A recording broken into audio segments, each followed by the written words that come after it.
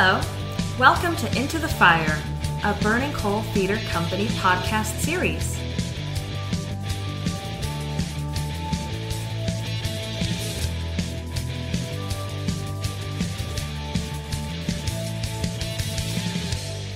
Hi, this is Jerome Davis. I'm the artistic director of Burning Coal Theater Company in Raleigh, North Carolina, and I'd like to welcome everyone to Into the Fire, the Burning Coal Theater Company podcast series on all things theatrical. Today we have a special guest, Matthew Booker, who will be speaking on the broad subject of the environment and particularly the Dust Bowl era. Matthew just spent 4 years running the fellowship program at the National Humanities Center, where he encountered scholars from all over the world. He is a professor of U.S. environmental and cultural history at NC State and was a visiting assistant professor at Stanford University and the author of 2 books about that neck of the woods. The first is called Down by the Bay, and the second, more recent one is called Food Fights, interestingly enough, about the way that people use history in their conversation about food, and I imagine vice versa. Matthew, first of all, thank you for joining us. Welcome. Thank you so much for having me, Jerry. What a pleasure. Is there anything more I can add to that introduction that the listeners should know? Well, the only thing I would add is that I've been teaching agricultural history at NC State since 2016, and it's really a wonderful topic, and it's brought me into the Dust Bowl, for example, and I'm so pleased to have this opportunity to talk about one of the great cultural conversations about the Dust Bowl. Well, let's dive right in then. Had you known of in Richard Nash's play, The Rainmaker, before we got in touch with you? Only in the sense that I believe I had seen the film years ago, on late night TV or something, and the way that it mixes up kind of some of the stories we tell about Dust Bowl folks. I think it's wonderful you're offering it. Well, we're excited to do it. It's a play that gets done a lot in high schools. I think probably because there's no swearing, and it is about a historical subject. There's really no sex in it, that sort of thing. But also it's just one of those well-made plays, that just works if you do it right, and every once in a while it feels like the right thing to do to just remind ourselves of what a good, solid, well-made play looks like, and so that's part of our reason for doing it. Let's talk about the Dust Bowl, though. The play is set in the 1930s. Some have said, probably the middle 30s. When was the Dust Bowl era in the United States? The short version is it was a 10-year drought Right. that really begins in the early 1930s and ends around 1940 or so. And it's punctuated by crises along the way, terrible dust storms, extreme drought events. There's a period in Oklahoma when I believe the temperature is above 100 degrees Fahrenheit every day for more than 100 days. Wow. So it's really a climate disaster, and it's a climate disaster that has, of course, echoes for our time, and also Right. some both warnings, that is, and also some inspiration, I think, if we treat it as a climate disaster, as people did at the time.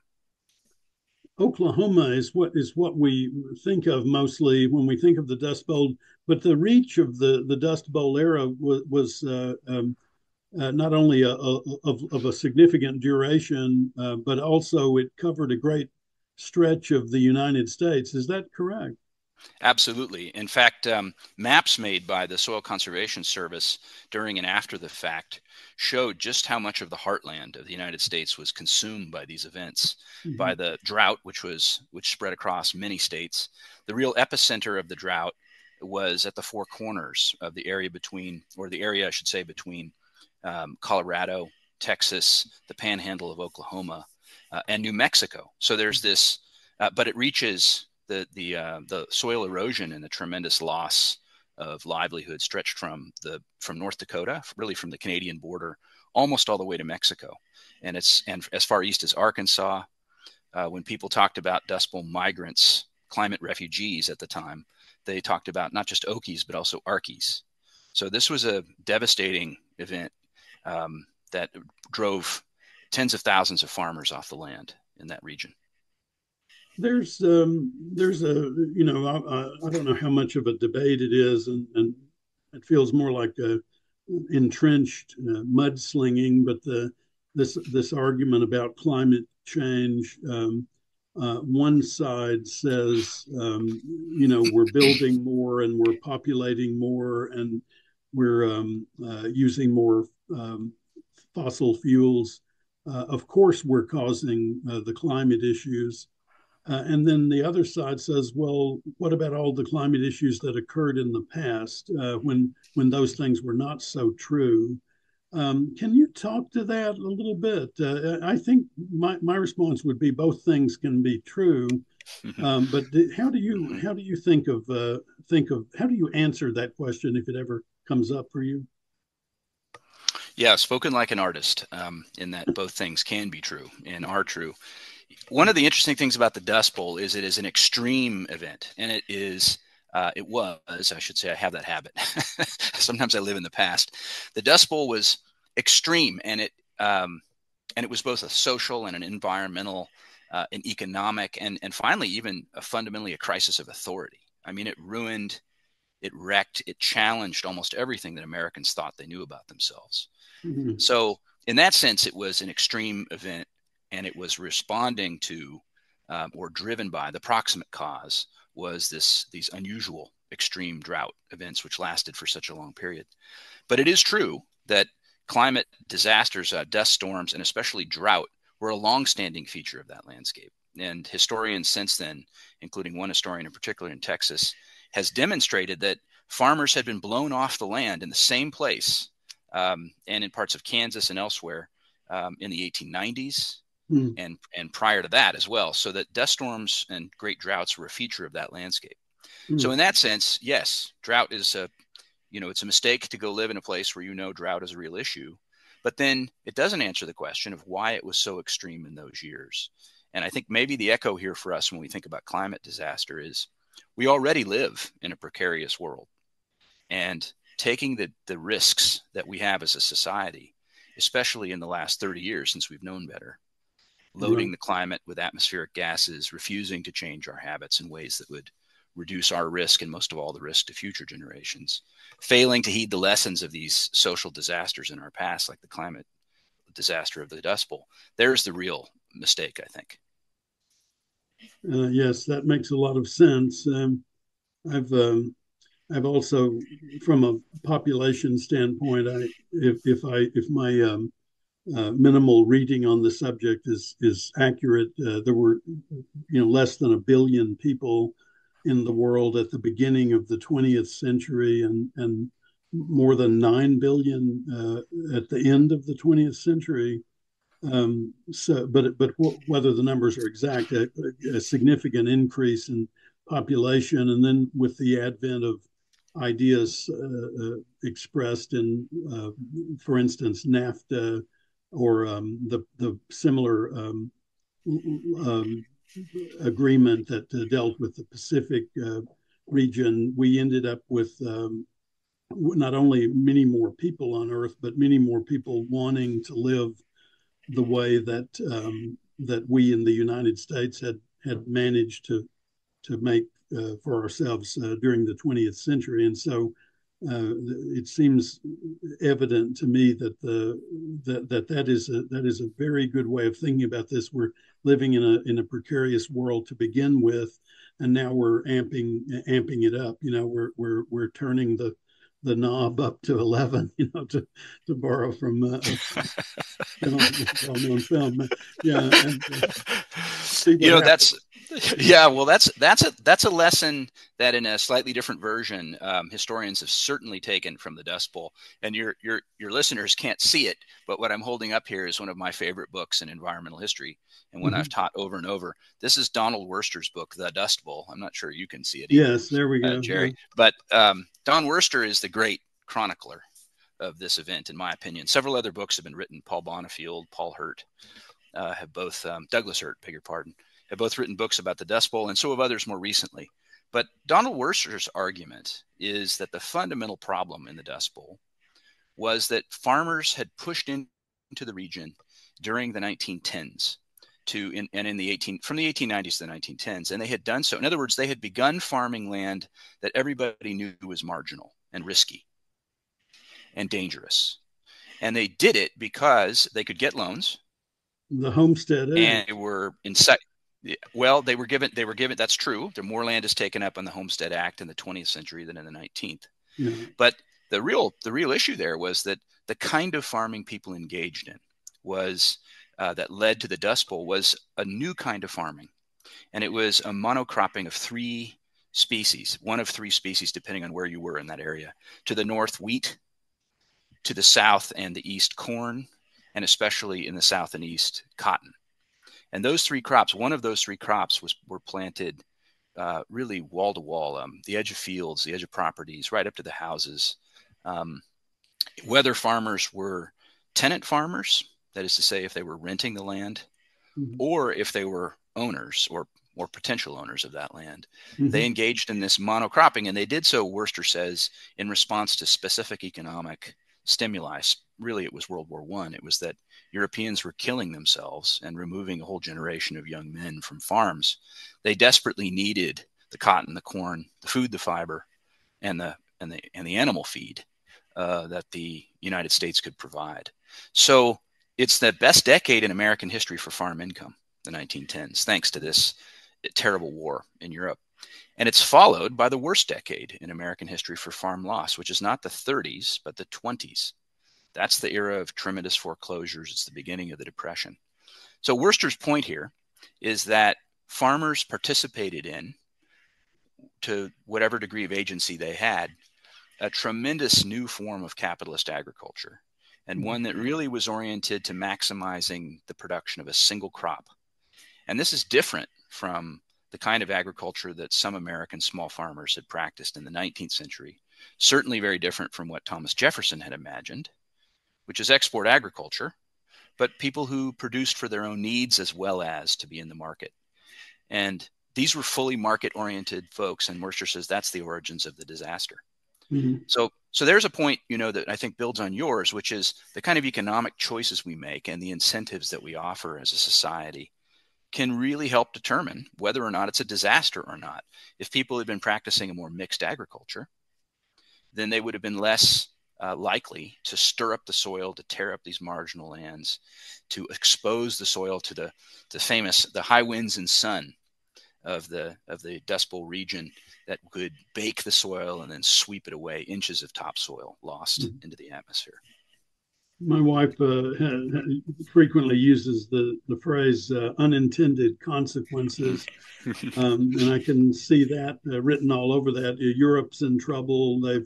They've wiped out a generation of potential farm labor. We need to help them out, and also we're expanding westward, and we need to occupy that land and start farming it, and so I can see the positive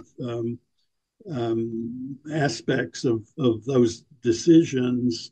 Who were the people that came there? That some obviously had been there since the 19th century, but there was a bit of a migration toward that part of the country.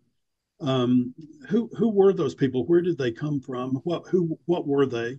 Were they poor people who thought this is a chance to finally have something, or were they people who were trying to expand their empire? Who were they?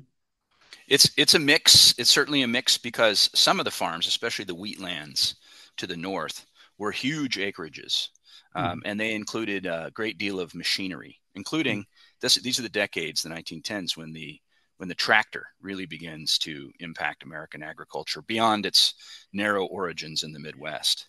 Mm-hmm. So there are investment companies, in fact, who are, especially in the wheat country, and to a lesser extent the cotton country, who are investing in land in the way that modern agribusiness does, and plowing it and using migrant or hired labor. And these are landscapes that really aren't full of people. They're a little bit like California agriculture, which is similarly corporate and machine driven. Mm-hmm. But there are also, and this is the people that I think our cultural stories revolve around. There were a large number of people, especially in the southern part of the plains, Oklahoma and Texas, Arkansas, New Mexico, who had moved into this region relatively recently. And they had done so in following the impulses that I described, but also because in the 1920s, believe it or not, new people are still coming in, even as the farm economy is beginning to collapse.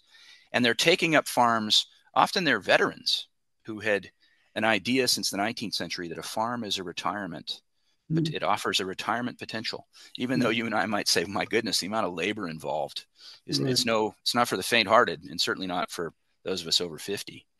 But that's an element too. And there's a degree of swindling here, of selling people the possibility of a future, an economic future, which is stable. And of course, that was the thing that Americans did not have, right? This is before the New Deal. In fact, these events will help drive a whole series of federal policies that combine with others to give us the New Deal, the first social security net, the first safety net, the first sense of federal investment in making our lives more decent.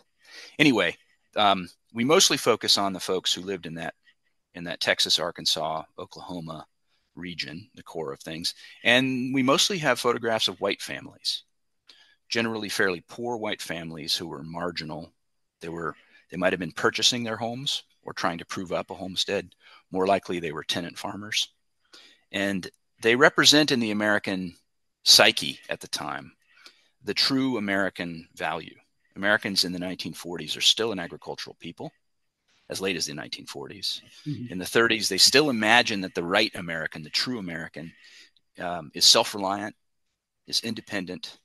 They imagine a man, a woman, and children on a farm, maybe an extended family, in the middle of a community of others like themselves.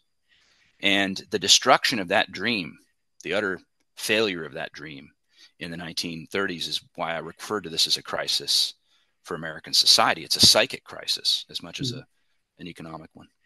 Yeah.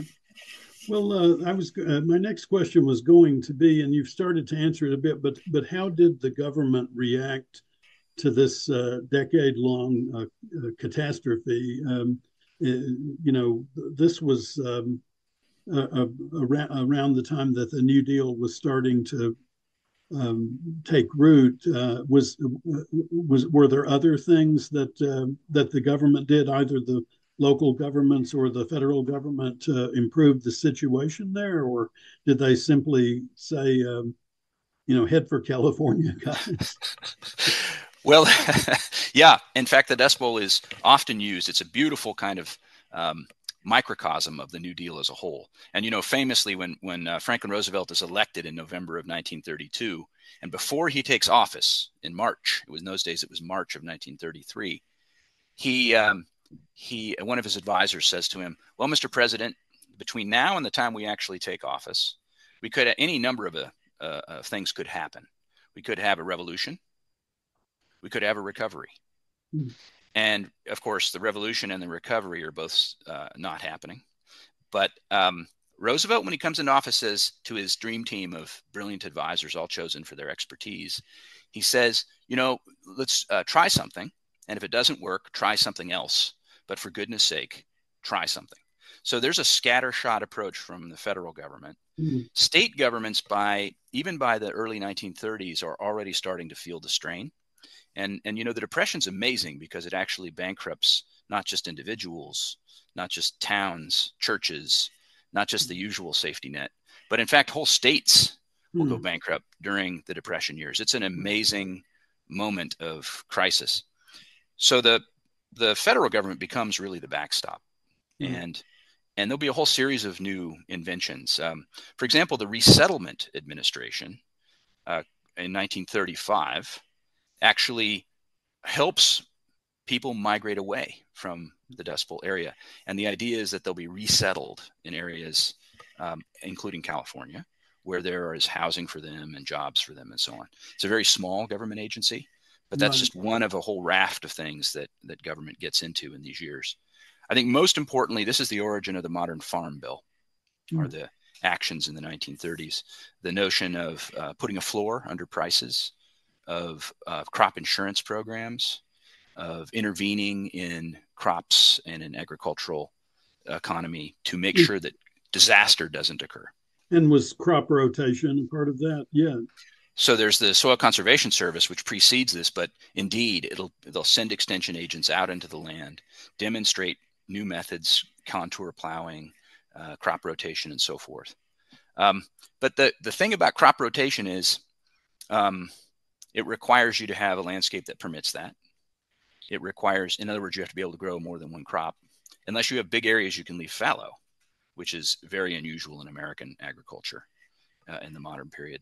So, but anyway, the point is, it's a new era for science and for government involvement in agriculture, and that we've never looked back. No one has seriously considered removing that big, heavy hand of federal engagement from agriculture ever since, for good and for ill, I suppose. Right.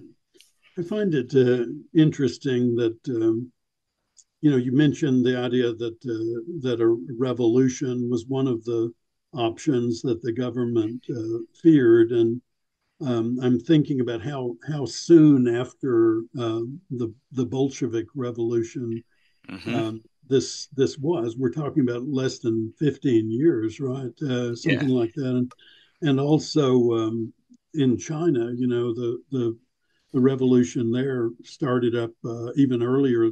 Well, it started up earlier than the successful Bolshevik Revolution, but continued on into the 50s, I think. But we saw that in these two vast land masses and with enormous populations, we saw them tilting toward communism. And I wonder if that was I don't wonder, I'm pretty sure that was one of the reasons why the government was willing to act so radically during this era to help individuals as opposed to some of the policies we've seen since then. Very much so. And Franklin Roosevelt was very clear-eyed. He believed that he had to save capitalism, that capitalism had failed. And he repeatedly said so, which is one of the reasons Americans loved him so much, is that he was very blunt about how bad the crisis was and who was at fault. And he said, the banks have failed us. They've literally failed, but they've also failed you. And big companies have failed you. And so, of course, what he left unsaid is you will either fix these problems for yourselves in ways that most Americans don't want, or we can reform this system in order to make it a little better, a little fairer, a little less unequal, a little more just, a little kinder. And of course, you mentioned those two great revolutions still underway in those years, legitimate realities and maybe even potentials. But of course, much closer to home in 1910 and really peaking in 1917 and thereafter, the Mexican Revolution is underway. And a big part of that is land reform. It's driven by agricultural interests, both Zapata's group in the South with their indigenous needs and demands, and also in the North, Pancho Villa. So there's very much right there. I mean, Pancho Villa crosses into New Mexico and into Texas with his troops. That's not very far away. And the idea of land reform, of breaking up these great estates, of a different kind of American society is on the horizon. And then, of course, the one I think that Roosevelt probably really fears the most is on the right, because angry, young, unemployed men coming out of World War I, that will be the basis of the fascist party in Italy and Mussolini's group. And they'll be the basis, of course, for the Nazis, the National Socialists. Right. So you're right. What direction society will go is very much at stake during the Dust Bowl years. And when you add ecological crisis to this economic crisis of capitalism, to the social crisis of failed authority, it's really a moment that I hope we can look back on and say, gee, maybe it's not so bad right now. Could be worse, right? The first law of history. Things can always be worse. Could be worse, yeah.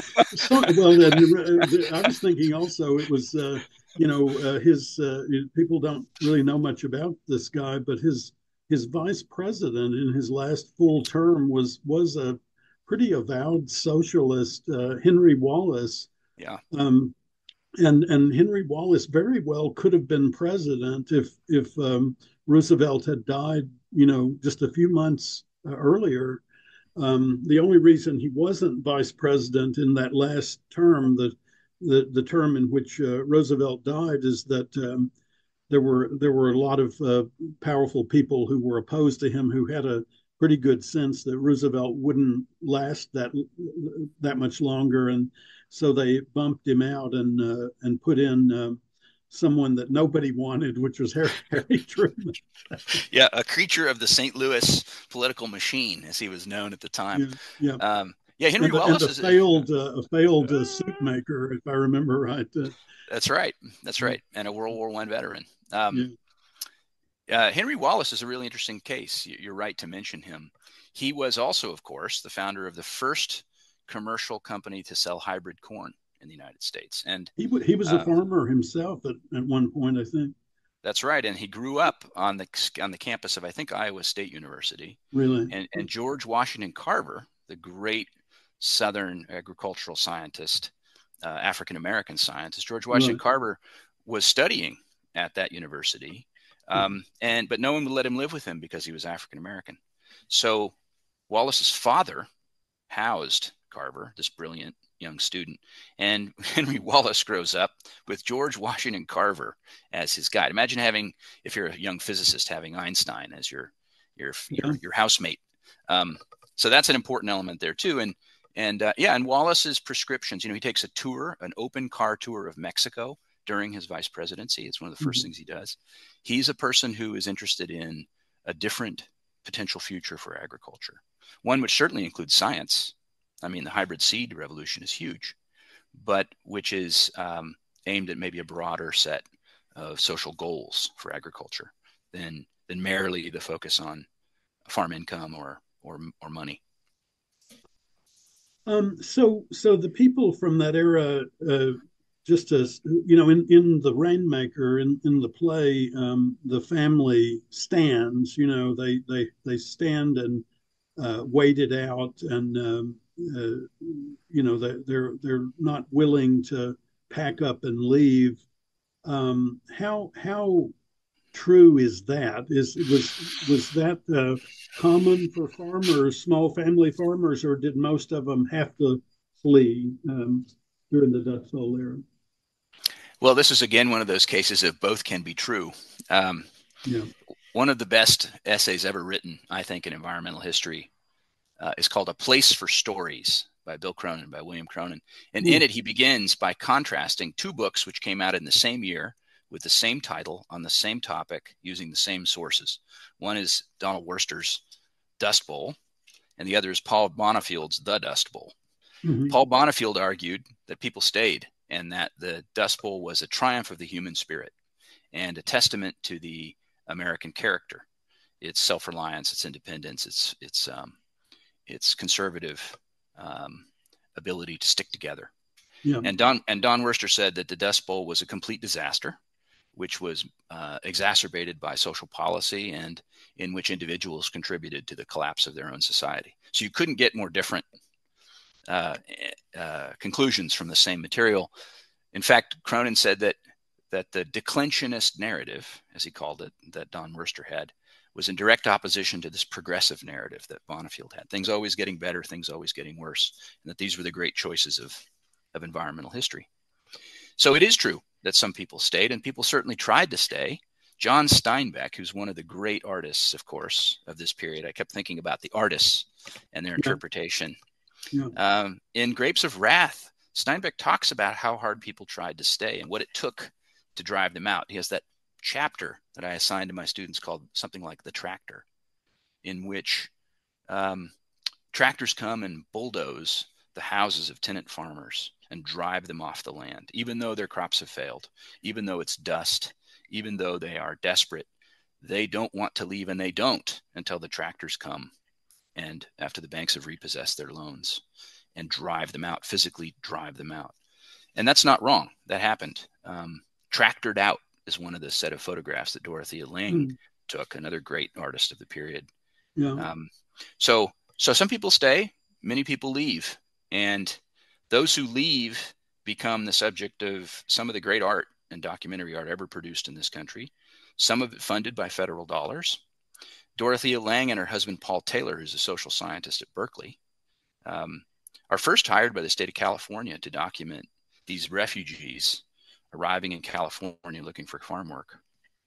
And then later that gets picked up by a federal agency, which hires her to continue that work.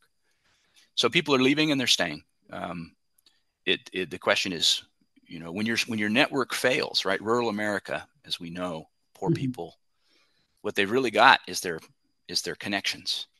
If you don't have any money, but you have an aunt who will look after your daughter while you take a second shift at Walmart, that's more valuable, right? That's more valuable than moving to Raleigh or New York and setting out on your own. Right. There's and of course for the African American community in Oklahoma, which was I gather centered around Tulsa, but from a farming standpoint, spread throughout the state. The opportunity of packing up and moving west was even less available to them. I would think. Do you have a sense of that, like how the two different races responded differently to the migration west? That's a really interesting question, and I have to say one of the weaknesses of the literature on the Dust Bowl that I am familiar with is how little it pays attention to an African American experience, or for that matter, a Native American experience. Right.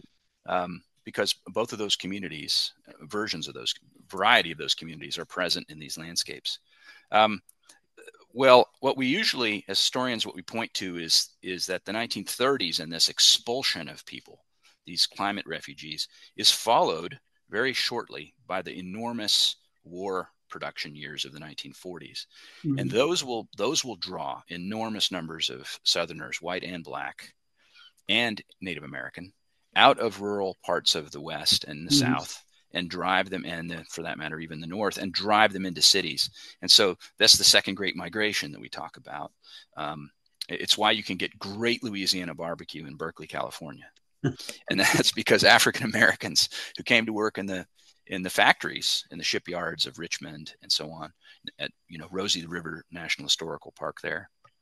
So that is more of a draw than it is than a push. The historians talk about pull and push factors. That's the pull factor that will pull people into cities in the 1940s. The war and the way that the Roosevelt administration and Congress choose to fight that war. They choose to fight it as a massive industrial expansion, as the United States will be the arsenal of democracy, as Roosevelt puts it, and that's what ends the Depression, is this enormous federal spending with guaranteed profits. And they build a steel mill in Fontana. The federal government pays for a steel mill in Fontana, California, and hands the keys to a private company, and just says, make money because that's good for America. Do this, yeah. That, and I guess I don't know if this is outside of your area of expertise, but it seems to me that on some level there's a form of thinking that has existed ever since that would suggest that war or ramping up to war is a way out of economic depression. Do you have any comment on that idea? I guess two observers are thoughtful here. The first is Herbert Hoover, who, of course, tried to fight the Depression, the early days of the Depression, and would be would lose. He's got one of the worst reputations of modern presidents for that. Right. Some of it unfair. Many of his policies were actually taken up by the Roosevelt administration, like the housing policies he imagined.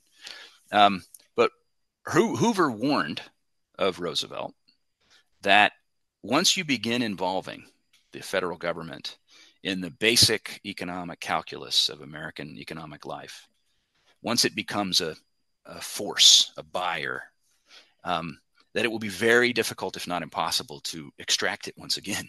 So these were always framed as part of an emergency, right? These efforts, many of them had sunset provisions, these agencies. Yeah. But in fact, Congress would find, and the American people would demand, that the TVA not go away, that the Bonneville Power Administration not go away, that Farm Bill aid would not go away. So there's that voice. The second voice, of course, is the man who would know, and that is Dwight D. Eisenhower, a Westerner, the great commander of logistics, the great winner of World War II for the Allies, or for the United States anyway. And Eisenhower's, as you know, one of his final messages from Congress is to warn of a military-industrial complex in which the close connections between defense spending and American foreign policy and domestic policy would have all sorts of, there you go again, unexpected consequences. Right. And you'd have to go back to Grant to find a president that had anything like the kind of military experience that Eisenhower had. I think certainly nobody in the 20th century had the authority to speak on that subject more than him. But it's kind of ignored, it seems to me. But that's off point a little bit. I could go there for hours. I wanted to wrap up with the idea of the Dust Bowl as a as an impetus for art. You mentioned Steinbeck and the Grapes of Wrath. Certainly is a great example of that. Something like 60 years later, Bruce Springsteen's The Ghost of Tom Joad album came out, which is kind of an album about a modern version of what was happening in the 1930s. I'm remembering Bound for Glory, which was that Oscar-nominated David Carradine film about Woody Guthrie. And of course, Pete Seeger had, sung about this era, Talking Dust Bowl Blues. My Oklahoma Home is Blown Away. Even that movie Seabiscuit that was out a decade or so ago dealt with this era in an interesting and inspirational way. When you have you read The Rainmaker yet, Matthew? Or you said you had seen the film a long time ago. Do you know the story fundamentally? I don't want to give away too much for those of you who haven't read it, but on one level, there's a story about this environmental catastrophe that's affecting this region and particularly this one family, and I think the writer kind of uses the drought as a metaphor for what's going on within that family, and in the case of Lizzie, within her own mind, and then this vagabond shows up in the family, in the community, sort of clearly on the lam from the law, and he offers them this, what I would technically describe as a cockamamie idea of how to get out of this situation, and to their astonishment, the father takes him up on it. And I wonder if you have any last thoughts about that, Matthew, about how that, the metaphor there is pretty clear, I think, and I think pretty useful for today as well. Do you have any thoughts about that? Yeah, it's such a wonderful, it really is a wonderful story. And I was thinking about our stories about the Dust Bowl told at the time and really since have largely been about tragedy, or in Don Worster's case, maybe anger. That this is a preventable disaster in his argument. In any case, the human suffering is what emerges from these stories. Right. And yet the great bard of the era, the man who really spoke for people, who understand these lives even better than the photographers who took their pictures, was Woodrow Wilson Guthrie. Woody Guthrie. And Woody Guthrie in Dust Bowl songs and his song Do Re Mi about California being a great place to visit. But if you believe me, if you don't have money, you won't enjoy it. You better go back to beautiful Texas, Oklahoma, Tennessee, right? Georgia, Tennessee. That sense of humor strikes me as a really powerful way to tell our stories that are really hard stories. That humor can be a way of of having dignity, of penetrating through the political stuff that comes with either tragedy or anger, of speaking to that ability for resilience and for stick-to-itiveness that is a feature of the people who survived these events and who went on to lives in Bakersfield or wherever they might have ended up. Right. So I love that. I love that about the play, that it uses humor. And then the other thing, of course, is it's a reminder that, your comment about, I can't improve on your comment about the metaphor. No artist, no historian can improve on what an artist has to say about art. But I like that so much. And if we think about, I'm not going to give anything else away either, but if we think about that main female character and her dried outness, as people would have seen it at the time, that life is passing her by. That's a wonderful insight. She's given up, or she's all but given up. And what is left of her personality is anger, right? So in some ways, the play is a warning against anger from a political standpoint, I think, and a call for action, right? Vote with your feet, I think somebody said. Right. Okay, well, Matthew, that's fantastic. We really appreciate this. This is going to be a great help for our audiences. I hope we can get them to listen to it. There's so damn many podcasts out there. It's hard to fight through the den, but we're going to do our best to push it. And I'll send it over to you too if you have a means of sharing it around. I'd love to ask you to do that as well. Do you have any last comments? No, I just want to say something about Burning Coal Theater, and this is just straightforward praise. I've been in Raleigh for 20 years, and your institution is a treasure, a cultural treasure for the community, and of course for my neighborhood. The fact that you're in right next door to the old Murphy School, or in the building, is beautiful to me. And also, I suppose, this is a hard time that we're going into, I think, for a lot of us, and for most of us who care about the great institutions of our communities and of our country. It's confusing for almost everybody. And we're, of course, facing this climate disaster. And in these moments, what I say to my students over and over is that it will be artists who show us the way forward, who remind us that we have hope, who will offer us inspiration. And I mean that sincerely. And I think the fact that you're producing this play now, offering us this play now, you gave your reasons, but one of the benefits will be that we need a sense of humor, and we need to think about resilience. Yeah. So thanks, Jerry. Thanks to you and everybody at Burning Coal for doing that work. A lot of times the plays just, we luck into the right timing or whatever, but I have to say I did see this one coming. Well, let it rain. Let it rain. Very good. Thank you, Matthew Booker, friend of the theater and friend of NC State and friend of history. Thank you. Take care.